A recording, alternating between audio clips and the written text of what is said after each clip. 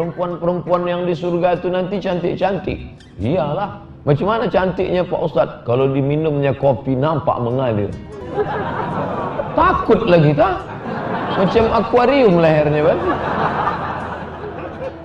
Mala a'yunun ra'at, tak pernah ditengok mata, wala udhunun sami'at, tak pernah didengar telinga, wala khatara ala qalbi bashar, tak pernah terlintas di hati manusia.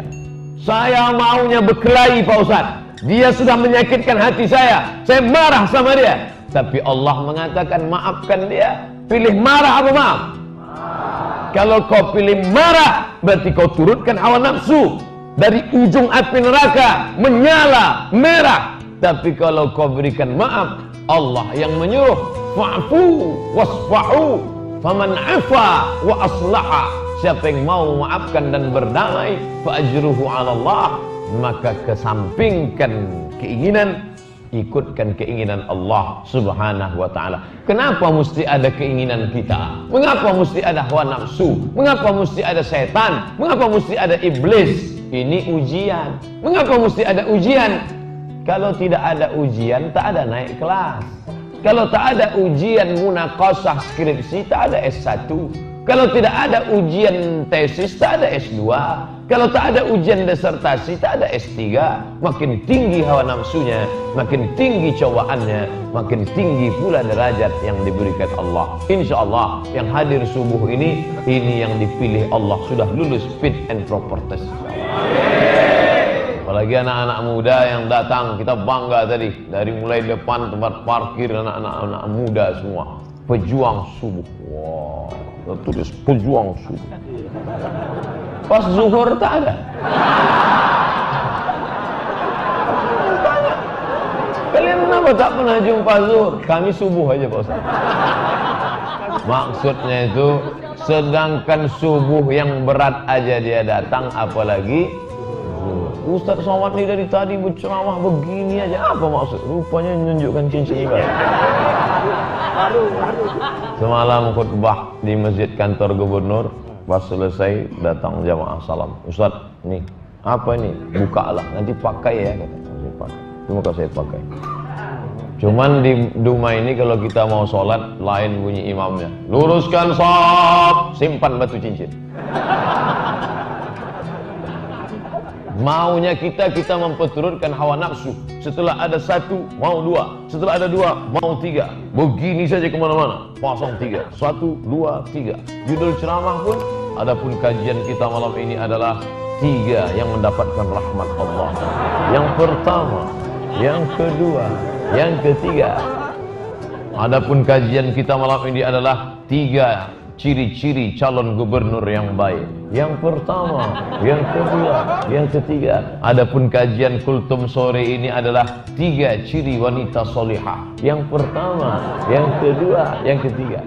Kau turutkan hawa nafsu, kau mau tiga. Satu, dua, tiga. Tapi Allah berkata, cukupkan bahwa kau satu untuk hiasan, oke. Yang dua lagi kau belikan untuk fakir miskin anak yatim.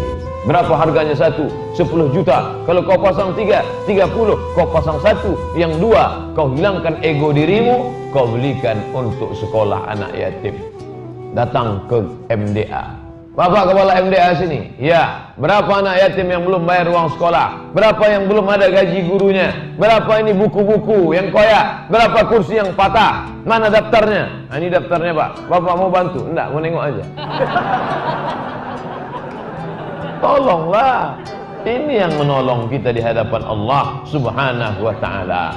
Ini ibu-ibu yang punya cincin, gelang, subang, anting banyak. Memangnya bisa menolong di hadapan Allah SWT? Tak bisa. Begitu juga dengan persahabatan ini. Alhamdulillah, sejak saya ceramah ke Dumai ini bisa berjalan bersama. Pertama kali yang membawa saya ke Dumai ini Pak Kepala Dinas Kesehatan dulu, Pak Haji Faisal. Beliau pertama, Pak Faisal pertama membawa saya kemari. Disitulah saya kenal dengan Pak Ketua MUI, kenal Pak Kabak Kesra, kenal Pak Imam Haji As'ari, kenal Bapak Haji Eri, kenal Bapak yang tak bisa saya sebut namanya. Sampai hari ini kita bisa berjalan bersama. Kenapa? Mengalahkan keegoan diri, dan mengikutkan kehendak Allah. Kalaulah diturutkan ego diri, mana mau Haji Lukman Syarif duduk di sini? Dia lulusan IIU, International Islamic University. Bahasa Inggrisnya skor TOEFL, dia tamat Gontor, saya tamat Aliyah. Dia tamat IIU Internasional, mau duduk di sini. Itu kan mengalahkan keegoan diri. Tapi walaupun begitu pula, saya tak lupa, saya selalu pakai fatwa beliau. Setiap ada pertanyaan tentang rokok, pasti saya ambil fatwa beliau. Ustaz Somad, apa hukum rokok? Menurut Kiai Haji Lukman Syarif dari Dumai, ada seorang kiai, di belakang rumahnya ada pohon nenas, pohon tebu, pohon pisang, pohon tembakau. Suatu malam datanglah segerombolan babi. Besok pagi dibukanya, dia lihat nenasnya habis, kacangnya habis, ubinya habis. Yang tak disentuh babi, tembakau. Ternyata dalam dunia babi pun tembakau itu haram. Itu selalu saya kutip dendam. Sehingga orang tak marah sama saya. Orang marahnya sama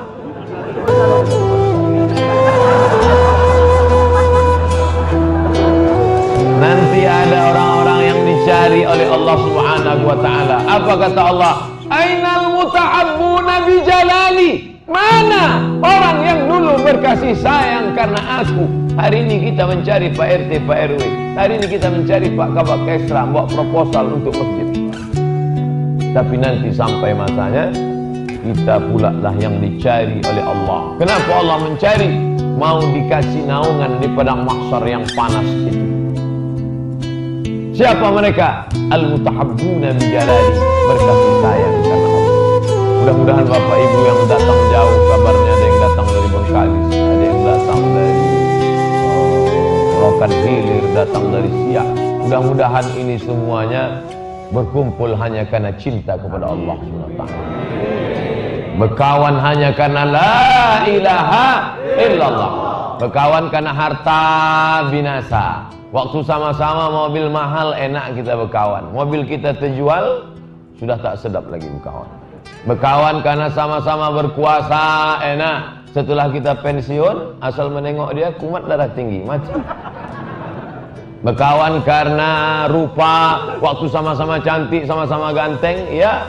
Begitu kita keriput, dia tetap muda, kita pun tak bisa sedap berkawan. Kita keriput tua, dia kenapa tetap muda? Kresek di wajahnya, operasi plastik.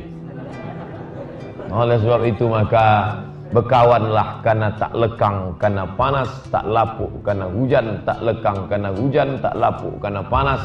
Kenapa? Karena kita berkawan karena alaiha nahya, dengan itu kita hidup, wa alaiha namutu, dengan itu kita mati, wa biha nub'atsu, dengan itu juga nanti kita dibangkitkan. La ilaha illallah. Tertulis di dinding prasasti hadis Nabi, la taftahun, hadis riwayat Ahmad bin Hanbal dalam kitab Musnad, la taftahunnal Konstantiniyah, kalian akan membebaskan Konstantinopel, satu kota. Nama kota itu Konstantinopel, didirikan oleh seorang kaisar namanya Kaisar Konstantin. Dan Nabi 700 tahun sebelumnya sudah berkata, kalian akan membebaskan Konstantinopel. Wala ni'mal amiru amiruha, sebaik-baik panglima perang dialah yang membebaskan kota itu. Wala ni'mal jaisu dzalikal jais, dan sebaik-baik pasukan adalah pasukan yang membebaskan kota itu. Berlomba-lomba orang ingin membebaskan kota itu, tapi tak terwujud, sampai akhirnya datang seorang lelaki bernama Muhammad Al-Fatih tahun 1453 sampai 1924, selama 471 tahun.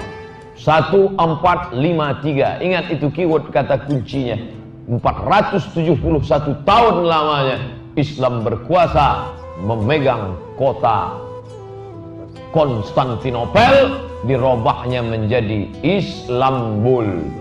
Islambul, lalu terjadi tashif, tahrif menjadi Istanbul. Bapak Ibu yang dimuliakan Allah Subhanahu wa taala, maka dulu berhasil berkuasa Islam di sana, dan sekarang ada satu janji Nabi yang belum terwujud. Istanbul sudah, ada satu lagi yang belum. Mana dia? Rom. Di mana itu Rom? Roma. Roma simbol dari Eropa. Kalian akan menguasai Eropa. Alhamdulillah. Saya jarang update maklumat, tapi tadi ngobrol-ngobrol sekejap bersama Tuan Haji, dapat info. Ustaz Somad tahu tak? 5 wali kota di Inggris itu sudah Muslim. Allahu Akbar. 5 wali kota di Inggris Muslim. Sekian ratus polisinya sudah Muslim. Kenapa begitu? Janji Nabi SAW. Setelah kalian menguasai Rom, kalian akan menguasai. Setelah Konstantinopel bebas, kalian akan menguasai Rom. Dan sekarang kabar gembira luar biasa. Dulu azan tak boleh, tiba-tiba azan berkumandang di Masjid Raya Stockholm. Stockholm. Di mana tuh Pak Ustadz? Saya pun tak tahu teman.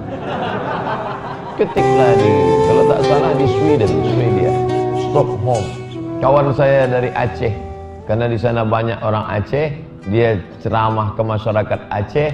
Ustaz Somad, azan boleh pakai mikrofon keluar di Stockholm.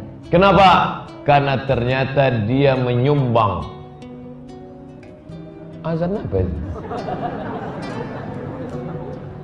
Karena menyumbang kontribusi terbesar. Ternyata di Eropa ini angka bunuh diri tinggi.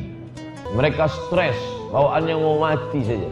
Macet sedikit stres, mati. Jantuknya kepala, mati. Stres mereka. Akhirnya Masjid Stockholm ini ceramahnya pakai bahasa Inggris, mantap.